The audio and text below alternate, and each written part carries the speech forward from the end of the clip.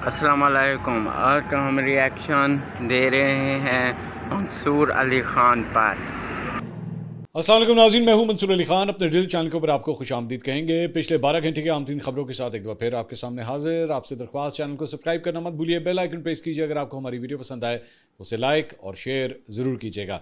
अच्छा जी, सबसे पहले ज़रा मैं ईरान की वॉर के हवाले से बात करूंगा। इसके साथ साथ एक टर्किश मिसाइल, ये बड़ी एक इंटरेस्टिंग खबर है। ये भी थोड़ी देर में इसकी वीडियो फुटेज बल्कि मैं आपको दिखाने जा रहा हूँ। तुर्की का मिसाइल, वैसे ईरान के मिसाइल, अमेरिका के मिसाइल, इसराइल की मिसाइल, ये तो हमने डिस्कस किए हैं, लेकिन टर्किश एक मिसाइल जो है वो सामने आया है। ये मैं आपके साथ अभी थोड़ी देर में जो है मैं शेयर करने चाहूँगा। इसके साथ साथ पाकिस्तान के लिए एक अच्छी खबर भी है, इन द सेंस के पाकिस्तान के मौशी मामलात के हवाले से एक अच्छी खबर है। इसके बारे में भी बात करूँगा। आपसे दरख्वास्त है कि चैनल को सब्सक्राइब कीजिए। अगर अभी तक नहीं सब्सक्राइब किया हुआ, बेल आइकन भी प्रेस कीजिए। और अगर आपको हमारी वीडियो पसंद आया करे, 1 मिनट के लिए लाइक का बटन दबा दिया करें, उससे हौसला बढ़ जाता है। आपने सिर्फ यूं करके दबाना है, दैट्स इट।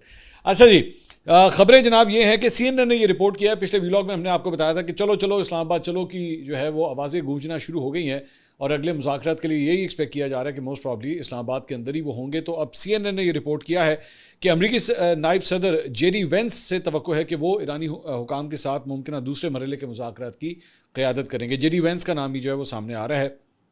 इसके साथ साथ ये भी कहा जा रहा है कि विटकॉफ और जो ट्रंप के दामाद हैं जारेड कुशनर, उनके बारे में ही एक्सपेक्ट किया जा रहा है कि वही जो बेसिकली लास्ट टाइम जो ग्रुप बना था, जो इस्लामाबाद आया था, वही शायद दोबारा भी जो है वो सफ़र करेगा। ट्रंप ने अपने 3 आला मुशीरों को इस जंग के लिए सफारती हल तलाश करने की जिम्मेदारी दी है और वो अब भी उनके ऊपर इस अमल को आगे बढ़ाने के लिए एतमाद रखते हैं। वेंस, विटकॉफ और कुशनर ने ईरानी हुकाम और सालसों के तहत हफ्ते के रोज़ होने वाले 21 घंटे तवील इजलास के बाद भी राब्ते जारी रखे हैं। मतलब आपस में उनके कॉन्टैक्ट जो है वो रहे हैं। सो इसलिए वही टीम जो है एक्सपेक्टेड है। इसके अलावा रॉयटर्स ने एक बड़ी इंटरेस्टिंग खबर दी है और वो ये है कि अमरीकी सदर ट्रंप ने गुज़िश्ता रोज़ कहा है कि ईरान जंग के खात्मे के लिए मुज़ाकरात आइंदा 2 दिन में पाकिस्तान में दोबारा शुरू हो सकते हैं।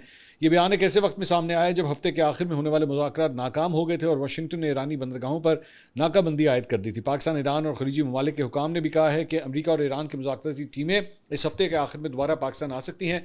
ताहम एक सीनियर ईरानी जरिए ने बताया कि अभी कोई तारीख जो है वो तय नहीं है। मुज़ाकरात में शामिल एक जरिए के मुताबिक हफ्ते के आखिर से जारी बैक चैनल बातचीत में पेशरफ्त हुई है, जिससे दोनों फ़रीक़ैन के दरमियान फासले कम हुए हैं और वो एक ऐसे मुआहदे के करीब पहुँच रहे हैं जिसे अगले मुज़ाकराती दौर में पेश किया जा सकता है। ताहम ये वाज़ेह नहीं है कि अमरीका और ईरान के दरमियान किसी नौइयत का जौहरी मुआहदा जल्दी तय पा सकता है या नहीं। सो बेसिकली वही जो कल रात की खबर आई थी, अब उसको रॉयटर्स भी जो है वो कन्फर्म कर रहा है। इसके अलावा डोनाल्ड ट्रंप ने कहा है कि ईरान के खिलाफ जारी जंग जल्द खत्म होने के करीब है और हालात तेज़ी से किसी मुआहदे की तरफ बढ़ रहे हैं। फॉक्स न्यूज़ को दिए गए इंटरव्यू में ट्रंप ने कहा कि मेरा ख्याल है कि जंग खत्म होने के बहुत करीब है, मैं इसे तकरीबन ख़त्म समझता हूँ। ट्रंप ने मजीद कहा कि आने वाले दिनों में सूरत हाल मजीद वाज़ेह हो जाएगी, ताहम उनके बकौल ईरान मुआहदा करने में शदीद दिलचस्पी रखता है। मुशाहिद हुसैन सैयद साहब, जो एक साबिक सफारतकार हैं और तज्जिया भी देते हैं मुख्तलिफ टेलीविजन चैनल्स के ऊपर, उन्होंने एक बड़ी इंटरेस्टिंग ट्वीट की है, वो आपसे शेयर करना चाहेंगे। कहते हैं जी, readying for round 2, President Trump is dying for a deal with Iran to extricate himself from the Iran quagmire. Plus, POTUS is also very keen to meet Kim Jong-un when he visits China 14th-15th May. Hence, Wang Yi dashed to Pyongyang last week. But for round 2 success, American needs to learn 3 lessons from round 1. कह रहे हैं कि जनाब America जो है वो जल्द अज जल्द कोई ना कोई मुआहदा जो है वो करना चाह रहा है, क्योंकि जो दलदल है ईरान की जंग की, जो दलदल है वो इसमें से डोनाल्ड ट्रंप जो है वो निकलना चाह रहा है। और साथ ही साथ वो किम जोंग उन जो नॉर्थ कोरिया के जो हेड हैं, उनसे भी डोनाल्ड ट्रंप जो है वो मिलना चाह रहा है, लेकिन उस दौरे के दौरान जब ये चाइना जाएगा 14 और 15 मई को। और इसीलिए जो है वो इस वक्त उनके साथ नॉर्थ कोरिया के साथ भी जो है वो बातचीत बड़ी तेज़ी से जारी है, चाइना और नॉर्थ कोरिया की, कि उनको भी बुलाया जाए और ट्रंप की मुलाकात जो है वहाँ करवा दी जाए। लेकिन उन्होंने कहा कि अगर आप दूसरे राउंड के अंदर जो है वो कामयाबी हासिल करना चाहते हैं तो पहले राउंड में जो कुछ हुआ था इस्लामाबाद में, उससे कुछ सबक सीखने की ज़रूरत है। 3 सबक जो हैं वो सीखने की ज़रूरत है। Number 1, JD Vance, although amiable interlocutor, was babe in the woods compare to seasoned battle inoculated Iran speaker Qalibaf in understanding nitty-gritties of Iran US issues. उन्होंने कहा ठीक है, जेडी वेंस बड़ा अच्छा बंदा होगा, मुज़ाकरात के हवाले से बड़ा तेज़ होगा, लेकिन जो ईरानी स्पीकर ऑफ द पार्लियामेंट हैं कालेबाफ, उन जैसा तेज़ नहीं हो सकता, क्योंकि उनको बड़ी तारीख पता है अमेरिका और ईरान की, जो आपस में मुज़ाकरात की एक पूरी हिस्ट्री है वो सारी उनको पता है, वो बहुत एक्सपर्ट है, उनको पकड़ना आसान नहीं है। Number 2, J.D. Vance has also handicapped as he didn't have full authority to clinch a deal, as if held back by the sleeve. Hence his abrupt exit from the talks just when they were close to agreement. उन्होंने कहा JD Vance जो है वो ख़ास तौर पे उसके हाथ पांव जो है वो बंधे हुए थे और उसको जो है वो पकड़ के रखा हुआ था, पीछे से उसका कपड़ा जो है वो पकड़ के रखा हुआ था, और इसीलिए शायद बिल्कुल जब उस वक्त मुज़ाकरात कामयाब होने जा रहे थे तो उसको पीछे खींच लिया गया। सो उसकी अथॉरिटी, उसका मैंडेट जेडी वेंस के पास कितना है, ये भी एक बहुत बड़ा सवाल है। Number 3, US delegation seems stuck in a time wrap, haggling as if they were refashioning 2015 nuclear deal with more of a tactical mindset, while the Iranians came with a flexible, open mind for strategic objectives, willing, ready and able to do the mother of all deals. उन्होंने कहा 2015 में जब America, ये basically Barack Obama का दौर था कि जब अमेरिका और ईरान के दरमियान आपस में एक डील हुई थी, न्यूक्लियर डील हुई थी, शायद वो उसी माइंडसेट के साथ जो है आज भी अमेरिकन इसी तरह ही बैठे हुए थे। लेकिन ईरानी जो थे वो एक बहुत बड़ी डील करने के लिए, उनके जहनों से, उनकी गुफ्तगू से जो है वो ये लग रहा था कि वो बहुत बड़ी डील करने के लिए यहाँ पे आए हुए हैं, और काफ़ी उन्होंने अपने आप को फ्लेक्सिबल रखा हुआ था। तो अमेरिका को वो सारी ये गलतियाँ नहीं करनी जो उन्होंने राउंड 1 में की थी, अगर वो चाहते हैं कि राउंड 2 के अंदर जो है कोई ना कोई बड़ा फैसला हो। इसके अलावा हमने गुज़िश्ता वीडियो में आपको बताया था कि अमरीकी नाकाबंदी जो की गई है आपने हुर्मुज़ में, इसके बावजूद वहाँ से 4 जहाज़ गुजर गए हैं, जिसमें एक चीनी ऑयल टैंकर भी जो है वो शामिल था। अब रेडियो फ्रांस इंटरनेशनल ने कहा है कि ships exit gulf from Iran despite US blockade. वो भी ये खबर दे रहे हैं, और ट्रैकर की, मतलब ये जो GPS ट्रैकर्स होते हैं, इसकी बुनियाद के ऊपर ये खबर दे रहे हैं, तस्दीक कर रहे हैं कि जनाब 4 नहीं थे, 4 से भी ज़्यादा थे। खबर क्या है, कहते हैं बहरी डेटा फराहम करने वाली कंपनी के मुताबिक अमरीकी नाकाबंदी के दौरान कम से कम ईरान से मुंसलिक 7 जहाज़ आपने हुर्मुज़ से गुजरे। लाइबेरिया के परचम वाले बड़े मालदार जहाज़ क्रिस्टीनिया आबनाई से उस वक्त गुजर गया जब उसने खलीज में वाक़ ईरानी बंदर इमाम खुमैनी से 74,000 टन बकई उतार ली थी। एक दूसरा जहाज़ कोमोरोस के परचम वाला टैंकर एल्पिस लाक जजीरे के करीब थे और आबनाई से बाहर निकल गया। ये जहाज़ 31,000 टन मेथनॉल ले जा रहा था, और उसने 31 मार्च को खलीज में ईरानी बंदरगाह बुशहर से सफ़र शुरू किया था। ट्रैकिंग डेटा के मुताबिक दीगर गुजरने वाले जहाज़ों में आर्गो मारिस भी शामिल था, जो ईरान से ही रवाना हुआ था। बहरी माहिरीन ने हालिया हफ्तों में खबरदार किया है कि इस इलाके में कशीदगी के दौरान जहाज़ों के सिग्नल्स में खलल और रद्दबदल किया जा रहा है, जिसकी वजह से दुरुस्त और मुकम्मल ट्रैकिंग मुश्किल हो गई है। तो जहाज़ जो हैं वो 4 से भी ज़्यादा बताए जा रहे हैं कि उन्होंने इस ब्लॉकेट के दौरान जो है सफ़र किया। तो वो कामरान यूसुफ साहब की ट्वीट मैंने पिछले व्लॉग के अंदर गालिबन शेयर की थी, उसमें उन्होंने कहा था कि ये लग इस तरह रहा है कि पोस्चरिंग ज़्यादा है। मैंने जो वो मतलब सिर्फ वैसे ही मुज़ाकरात के ऊपर किसी किस्म का प्रेशर डालने के लिए पोस्चरिंग की जा रही है, लेकिन वैसे लग रहा है कि शिप्स की आमदोरफ्त जो है इवन तो महदूद है लेकिन हो रही है। इसके अलावा वॉल स्ट्रीट जर्नल ने एक बड़ी इंटरेस्टिंग ये रिपोर्ट दी है कि जो यूरोपियन ममालिक हैं वो एक ऐसा इत्तेहाद बना रहे हैं कि जिसके ज़रिए आपने हुर्मुज़ को खोला जाए, और उसमें अमेरिका को बाहर निकाल रहे हैं। अमेरिका को उस इत्तेहाद में वो शामिल ही नहीं कर रहे। यूरोपीय ममालिक आपने हुर्मुज़ में जंग के बाद बहरी तरसील को महफूज बनाने के लिए एक वसी इत्तेहाद तश्कील देने के मनसूबे पर काम कर रहे हैं। रिपोर्ट के मुताबिक इस मनसूबे में बारूदी सुरंगें हटाने वाले और दीगर बहरी जहाज़ों की तैनाती शामिल है, और मुमकिन है कि इसमें अमरीका शामिल ना हो। रिपोर्ट के मुताबिक यूरोपीय बहरी अफवाज अमरीकी कमान के बगैर काम करेंगी। यह मुजवज़ा मनसूबा इस मकसद के लिए बनाया जा रहा है कि आलमी शिपिंग कंपनियों का एतमाद बहाल हो, ताकि वो जंग खत्म होने के बाद दोबारा इस रास्ते को इस्तेमाल कर सकें। ताहम हुकाम के मुताबिक इसमें अभी वक्त लग सकता है। जर्मनी के भी इस यूरोपीय मनसूबे में शामिल होने की तवक्को है। तो आहिस्ता आहिस्ता अमेरिका को जो है वो मुख्तलिफ जगहों से काटा जा रहा है। पहले जापान, ऑस्ट्रेलिया, उन्होंने इस जंग में शिरकत करने से इनकार कर दिया था, आपने हुर्मुज़ को खुलवाने से इनकार कर दिया था। अब यूरोपी जो है वो खुद ही बैठ के अपना एक इत्तेहाद कायम कर रहे हैं और अमेरिका को इसमें शामिल नहीं कर रहे। फाइनेंशियल टाइम्स ने एक बड़ी इंटरेस्टिंग जो है वो ये रिपोर्ट शेयर की है। उसमें कहते हैं कि जी ईरान ने चीनी जासूस सैटेलाइट के जरिए मशरक़ वस्ता में अमरीकी अड्डों को जो है वो निशाना बनाया। ये खबर एक दफ़ा पहले भी आ चुकी है, लेकिन अब मज़ीद डिटेल्स फाइनेंशियल टाइम्स के जरिए जो है वो आई है। इसमें कहते हैं कि ईरान ने TEE-01B बरतानवी जरीदे की रिपोर्ट में कहा गया है कि 2024 के आखिर में ये चीनी सैटेलाइट, जिसका मैंने अभी नाम लिया है, पाज़ारन इनकलाब गार्ड्स की यूरोस्पेस फोर्स ने हासिल की थी। सैटेलाइट चीन से खला में भेजे जाने के बाद ईरान के हवाले की गई। रिपोर्ट के मुताबिक ईरानी फौजी कमांडर्स ने सैटेलाइट को अहम अमरीकी फौजी तनसीबात की निगरानी के लिए इस्तेमाल किया। सैटेलाइट तस्वीर मार्च में उन मकामात पर ड्रोन और मिसाइल हमलों से कबल और बाद की हासिल की गई। रिपोर्ट में कहा गया कि सैटेलाइट ने सऊदी अरब के प्रिंस सुल्तान एयरबेस की 13, 14, 15 मार्च को तस्वीर ली। 14 मार्च को अमरीकी सदर ट्रंप ने तस्दीक की थी कि इस अड्डे पर अमरीकी तैयारों को निशाना बनाया गया। रिपोर्ट में बताया गया है कि सैटेलाइट ने उर्दन के मवाक़िफ़ अल सालती एयरबेस बहरीन में अमरीकी फिफ्थ फ्लीट के करीब मकामात, इराक के अरबील एयरपोर्ट, कुवैत के कैंप ब्यूरहिंग और अली सालिम एयरबेस, जिबूती में कैंप लिमोने और ओमान की दकम एयरपोर्ट समेत कई दीगर तनसीबात की निगरानी की इसी सैटेलाइट के जरिए। खलीजी ममालिक के सिविलियन इंफ्रास्ट्रक्चर जैसे मुत्तहिदा अरब अमारात के खुरफकन बंदरगाह, क़ित्फ़ा पावर और डीसैलिनेशन प्लांट और बहरीन की अल्बा एल्युमिनियम फैक्ट्री को भी मॉनिटर किया गया। सेटेलाइट की हाई रेजोल्यूशन तकरीबन निस्फ मीटर सलाहियत ईरान को अहदाफ की दुरुस्त शनाख्त और हमलों की मौसर मनसूबाबंदी में मदद दी। अच्छा, जब ये एक्चुअली सब कुछ हो रहा था, जब ये जंग हो रही थी, तो उस वक्त बहुत से तज्जियाकार ये कह रहे थे कि ईरान की जो फायरिंग है, ईरान की जो बम्बार्डमेंट है, ये जो मिसाइल फायर कर रहे हैं, जो ड्रोन्स लग रहे हैं, ये बड़े पिन पॉइंट जाके लग रहे हैं। मतलब इसके अंदर बिल्कुल भी कोई रद्दो बदल नहीं है। इनको एग्जैक्ट पता है कि इन्होंने कहाँ पे जाना है, किस जगह पे जाके हिट करना है। ये किस तरह इतनी एक्यूरेसी उनके पास आ रही है। सो अब इसकी डिटेल्स बेसिकली ये सामने जो है वो क्लेम की जा रही है कि जनाब बेसिकली वो चाइनीज सेटेलाइट थी 2024 में चाइना ने ऑलरेडी ईरान को दे दी हुई थी और ईरान जो है वो उसकी मदद से ये सारे अटैक्स जो है वो कर रहा था। नाउ यू कैन अंडरस्टैंड कि चाइना का क्या रोल था। इसके अलावा एक ये फुटेज आपके साथ शेयर करना चाहेंगे। ये प्रेस टीवी की ये बेसिकली ये फुटेज है और इसमें देखा जा सकता है कि ईरान ने जो है वो तेहरान वान रेलवे का जो ट्रैक है उसे दोबारा बहाल करना शुरू कर दिया है। उसके ऊपर बड़ा तेज़ी से काम हो रहा है और जब हमला किया गया था अमेरिका और इसराइल की जानिब से तो इसके रेलवे ट्रैक्स को भी निशाना बनाया गया था। तो उसकी बहाली का काम जो है बड़ी तेज़ी से जारी है और इस वक्त जो है वहाँ पे मुख्तलिफ जगहों के ऊपर जो है वो ये काम हो रहा है।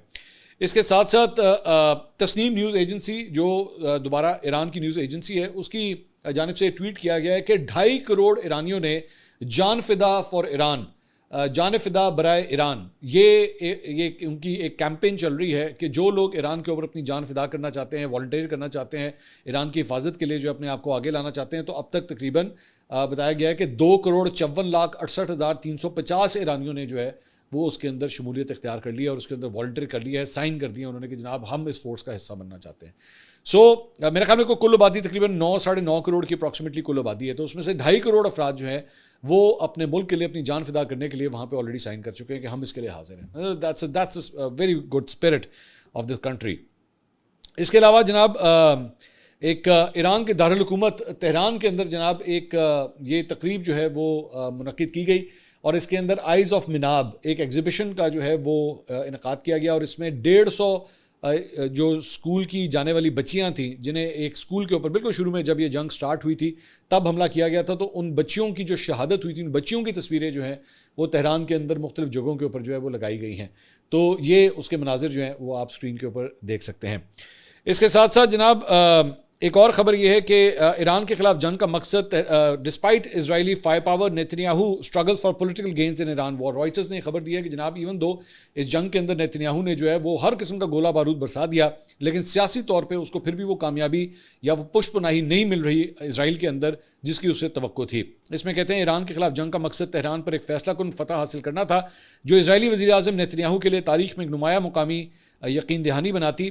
ताहम 6 हफ्तों से ज़्यादा अरसा गुजरने के बावजूद वो अस्करी ताकत को सियासी कामयाबी में तब्दील करने में नाकाम रहे हैं। इसराइल के institute for national security studies के रिसर्चर के मुताबिक नेतन्याहू जीत नहीं रहे। ये जंग एक स्ट्रेटेजिक नाकामी है जो वादे आगाज़ में किए गए थे और जहां हम पहुंचे हैं उनके दरमियान अब वाज़े फ़र्क है। नेतन्याहू को इस जंग के सियासी कीमत चुकाना पड़ रही है जो उन्होंने अमेरिकी सदर ट्रंप के साथ शुरू की थी मगर कोई फैसला को नतीजा हासिल ना कर सकी। तो इसराइल के अंदर भी अमेरिका के अंदर भी जो है वो दोनों जगहों के ऊपर ये सब कुछ हो रहा है। टर्की का मिसाइल मैंने आपके साथ शुरू में ये मैंने बात की थी, वो मैंने आपके साथ खबर जो है वो शेयर करनी है, लेकिन उससे पहले एक और ख़बर ज़रा मैं शामिल करना चाहूँगा। मैं आज से चंद दिन पहले मैं सियालकोट गया हुआ था और वहाँ पे मैंने एक इवेंट जो है अटेंड किया। ये उसकी मनाजिर आप इस वक्त स्क्रीन के ऊपर देख रहे हैं। इत्तेहाद टाउन की जानिब से जो है वो ये इवेंट वहाँ पे ऑर्गेनाइज़ किया गया था और बेसिकली उनकी जो वहाँ पे हैंडिंग ओवर थी, जो पोजेशंस थे वो अपने जो प्लॉट जिन लोगों ने ख़रीदे थे उनको वो हैंड ओवर कर रहे थे। तो बड़ा अच्छा इवेंट वहाँ पे ऑर्गेनाइज़ किया गया। मैं बार बार ये बात कर रहा हूँ कि ऐसे माहौल के अंदर इस वक्त मैं बिज़नेस कम्युनिटी के हवाले से मैं देख रहा था, ज़ाहिर बात है अगर आप स्टॉक मार्केट को उठा के देखें उतार चढ़ाव जो है वहाँ पे चल रहा है, अनसर्टेनिटी वहाँ पे चल रही है, but it was very good to see कि कम से कम इस तरह के इवेंट्स जो हैं वो फिर भी हो रहे हैं। बिज़नेस एक्टिविटी जो है वो वैसे ही बढ़ रही है, उसके अंदर कोई रोक टोक नहीं है और जो कमिटमेंट्स की जा रही हैं लोगों के साथ कि जनाब उनको हैंड ओवर किए जाएंगे उनके प्लॉट्स, वो वैसे ही वहाँ पे दिए जा रहे थे। मेरे अलावा एक्चुअली वहाँ पे मुनीफ फारूक साहब ये लोग भी वहाँ पे मेरे साथ ही वहाँ पे मौजूद थे। इसके अलावा और इन्फ्लुएंसर्स वगैरह बड़ी अच्छी मतलब जेंट्री आई हुई थी वहाँ पे सियालकोट की। तो it was a good event, it was good to see. मैं ऑल द वे वहाँ से बल्कि ट्रैवल करके ऑल द वे लाहौर से मैं वहाँ पे गया, मोटरवे के ऊपर भी एक्चुअली सफ़र किया, इसमें तो मेरा कोई चलान नहीं हुआ अच्छा, लेकिन इट वॉज गुड इवेंट। मेरे ख्याल में इस तरह के इवेंट्स जो हैं वो और भी होने चाहिए और इसी तरह बिजनेस एक्टिविटी जो है ना वो जनरेट होनी चाहिए, because at the end of the day उसी से काउंट करता है कि आपका मुल्क जो है वो कितनी तरक्की कर रहा है। It was a good event to see. अच्छा जी, अब आ जाए ज़रा वो तुर्की के उस मिसाइल के ऊपर जिसका मैंने आपसे जिक्र किया था। तो बेसिकली ये तुर्की का रॉक्सान रॉकेटसान जो है वो मिसाइल है, इसका नाम है। इसकी टेस्ट फायरिंग जो है वो की गई है और ये फुटेज जो है वो टर्की की जानिब से एक्चुअली रिलीज की गई है। Short range anti tank missile है ये, और इसकी फुटेज आप देख सकते हैं। 2500 मीटर यानी तकरीबन 2.5 किलोमीटर तक जो है वो ये मार करता है। ये बेसिकली वो लॉन्ग रेंज मिसाइल नहीं है, ये एक शॉर्ट रेंज मिसाइल है और एंटी टैंक मिसाइल है। तो इसकी जो effective from very close range तकरीबन 76 मीटर से ये अपने कार्रवाई का आगाज़ करता है और उसके बाद 2,500 मीटर तक जो है वो ये मार कर सकता है। और ये इसके मुख्तलिफ वहाँ पे जो है वो 4 मुख्तलिफ सिनेरियोज़ के अंदर जो है वो इसे इस्तेमाल किया गया। जब इसकी रोनुमाई हो रही थी, चारों के अंदर इसने परफेक्ट हिट जो है वहाँ पे की है। बेसिकली इसका मकसद आपके साथ शेयर करने का ये है कि fire and forget. Fire and forget का बेसिकली मकसद ये होता है कि बस आप फायर करें और उसके बाद भूल जाएं, वो जाके अपने टारगेट को खुद ही जाके जो ट्रैक करके वो हिट करेगा। टर्की ने रिसेंटली पिछले चंद सालों के अंदर अपने आप को दिफाई सामान के हवाले से इतना अपग्रेड कर दिया है, चाहे वो छोटा एम्यूनेशन हो, बड़ा एम्यूनेशन हो, ड्रोन्स हो, मतलब नथिंग लाइक टर्की। मतलब ये मुस्लिम ममालिक के हवाले से आए मस से कि कमाल काम उन्होंने करके दिखाया। तो ये फुटेज मैंने फिर देखी, मैंने कहा ये ज़रूर जो है वो आपके साथ शेयर की जाए कि टर्की माशाल्लाह हमारा मुस्लिम बरादर मुल्क जो है वो कितनी तेज़ी से इस मामले में तरक्की करे, और बल्कि कई जगहों के ऊपर जो है वो उनकी पाकिस्तान के साथ कोलैबोरेशंस भी हो रही हैं। So is a good to see that कि माशाल्लाह इतनी ज़बरदस्त डेवलपमेंट्स जो हैं वहाँ पर हो रही हैं। इसके अलावा ये एक ख़बर आपके साथ शेयर करना चाहूँगा। मेजर गौरव आर्या, यह बड़ा मशहूर मनहूस किस्म का एक कैरेक्टर है। आपने अक्सर इसको पाक भारत जब जंग हो रही थी तो तब आपने सुना था। ये झूठ बोलता हुआ पकड़ा गया था, मतलब काले मुंह वाला बंदा जो है जिसका मुंह काला हो गया था इसका, क्योंकि झूठ बोलता हुआ पकड़ा गया था कि जनाब भारतीय फौज जो है वो पाकिस्तान के अंदर घुस गई है, तबाह कर दो कराची को। इसका बड़ा मशहूर हुआ था वो क्लिप कि इसको कितनी नफरत है पाकिस्तान से। तो अक्सर औकात ये झूठ बोलता हुआ जो है वो पकड़ा जाता है, लेकिन बेशर्मों बेगैरतों की तरह फिर वापस आ जाता है टीवी के ऊपर, क्योंकि जाहिर बात है भारतीयों को बेवकूफ़ बनाने के लिए बड़ा क्लासिकल मंजन बेचता है ये, तो इसको बार बार वहाँ पे लाया जाता है। रिसेंटली अभी क्या हुआ है, इसका एक क्लिप सामने आया है और इसमें इसने उस शो के दौरान जो है गुफ्तगू करते हुए कहता है कि जी इजराइल और भारतीय जो है वो भाई भाई हैं, मैं उन्हें कहूँगा कि गजा और लबनान में और लोगों को मारे। अंदाज़ा कर सकते हैं कि आप इस शख्स का कि ये कितना को घटिया होगा कि जहाँ पे पूरी दुनिया गजा में होने वाले मजालिम पे, लबनान में होने वाले मजालिम के ऊपर आवाज़ बुलंद कर रही है, ये टेलीविज़न चैनल के ऊपर बैठ के कह रहा है कि जी मैं इजराइल को ये कहूँगा कि गजा और लबनान के ऊपर मजीद बमबारी करें। तो इस बात के ऊपर जब इसका ये क्लिप सामने आया तो जो ईरानी कॉन्सुलेट है इंडिया के अंदर, हैदराबाद के अंदर जो ईरानी कॉन्सुलेट है, उनके अकाउंट से एक्चुअली ट्वीट किया गया। उन्होंने कहा Gaurav Arya says we are the rare brother of Israel and we want Israel to drop 100 bombs on Lebanon and 50 bombs in Gaza. उसके बाद मेजर गौरव आर्या को उन्होंने टैग किया, कहते हैं brotherhood with genocidal and occupying regime has no credibility. उन्होंने कहा ये जो आपकी भारत की जो प्यार मोहब्बत की पींगे है ना इजराइल के साथ, इसका कोई वजूद नहीं है, इसकी कोई क्रेडिबिलिटी नहीं है। Is the classic gas lighting circular argument, Israel invades, people resist, Israel blames the resistance to justify even more invasions. कि ये टिपिकल वो एक तरीका है कि जनाब एक तो इजराइल आपके इलाके पे कब्जा करे, आप ही के घर पे आके कब्जा करे, और उसके बाद जब आप रेजिस्ट करें कि भाई आप मेरे घर पे कब्जा नहीं कर सकते, तो इजराइल उन्हीं को ब्लेम करे कि देखें ये क्या कर रहे हैं, ये तो हमारे खिलाफ मज़ाहमत कर रहे हैं। आपने जिसके घर पे कब्जा किया आप उन्हीं को बेसिकली कसूरवार ठहरा रहे हैं। ये बात नहीं को समझ आएगी। मेजर गौरव आर्या जो है गूंगा बहरा अंधा हो जाएगा इस मामले के ऊपर। ये नहीं मानेगा कि हाँ इजराइल ने जाके इन इलाकों पे कब्जे किए हैं और इसलिए वहां के लोग रेजिस्ट कर रहे हैं। तो ये फर्क है, और इसीलिए आज जो तुम लोग कोने के अंदर बैठे हुए हो ना, आज तुम लोगों को पूरी दुनिया में कोई घास नहीं डाल रहा है। तुम लोग इसी काबिल हो क्योंकि तुम्हारी सोच ऐसी है कि तुम लोग दुनिया के दीगर ममालिक के ऊपर, जिनके ऊपर, उन कौमों के ऊपर जिन पे जुल्म किए जा रहे हैं, उनके बारे में तुम ये राय रखते हो कि और बम मारो इनके ऊपर, 50 बम इधर मारो, 100 बम उधर मारो। तो ये फर्क है। इसके अलावा जनाब चीन के वज़ीर आज़म ली ग्यांग ने मुल्क की खुद मुख्तारी, कौमी सलामती और माशी मफादात के तहफ़्फ़ुज़ के लिए एक नए कानून पर दस्तखत कर दिए हैं जो फौरी तौर पर नाफिज़ अमल होगा। चीन के सरकारी मीडिया के मुताबिक यह नया कानून 20 शिकों पर मुश्तमिल है, जिसका मकसद बैरूनी दबाव और इक़दाम के खिलाफ मौसर रद्द-ए-अमल देना है। इस कानून के तहत अगर कोई भी मुल्क चीन के मुआशी मफादात, शहरियों या इदारों के खिलाफ इक़दाम करता है तो चीन को इसके जवाब में कार्रवाई करने का मुकम्मल इख्तियार हासिल होगा। हुकाम के मुताबिक इस कानून के तहत ऐसे गैर मुल्की अफराद, कंपनियों और इदारों की एक खसूसी फहरिस्त भी तैयार की जाएगी जो चीन के खिलाफ इक़दाम में मुलविस होगी। इन अफराद या इदारों के खिलाफ मुख्तलिफ नौइयत की पाबंदियाँ और जवाबी इक़दाम किए जाएंगे। माहिरीन के मुताबिक यह कानून आलमी सतह पर बढ़ती हुई कशीदगी, तजारती तनाज़ात और सफारती दबाव के तनाजुर में चीन की पॉलिसी का हिस्सा है, जिसका मकसद अपने मफादात का हर सूरत तहफ़्फ़ुज़ यकीनी बनाना है। तो चीन के अंदर जो है वो ये एक नई कानून साजी हो रही है। इसके अलावा थोड़ा सा आपको स्टॉक मार्केट और ऑयल प्राइसेस के बारे में भी आपको बता दें तो जनाब oil prices as I speak right now $96 के ऊपर जनाब इस वक्त ट्रेड हो रही है, अभी भी 100 से नीचे ही है। That's a good thing too है, क्योंकि जाहिर बात है 100 का जो होता है, जैसे क्रिकेट में होता है ना, सेंचुरी कर ली, तो हमारी कोशिश यही होती है कि ऑयल जो है कम से कम उससे नीचे नीचे ही रहे। अलबत्ता स्टॉक मार्केट जो है उसने उसके अंदर एक उतार चढ़ाव आज देखा जा सकता है, लेकिन उसने जो हाई लगाया 1,70,000 पॉइंट्स को वो अबूर कर गया एक मौके के ऊपर। 1,70,640 पॉइंट्स का जो है वो उसने हाई लगाया, लेकिन उसके बाद दोबारा जो है उसके ऊपर सेलिंग स्टार्ट हुई और इस वक्त 1,69,139 पॉइंट्स के आसपास जो है वो स्टॉक मार्केट इस वक्त ट्रेड हो रही है। ये जनाब अब तक की अपडेट्स थी। अगली वीडियो में आपसे दोबारा मुलाकात होगी। अल्लाह हाफ़िज़।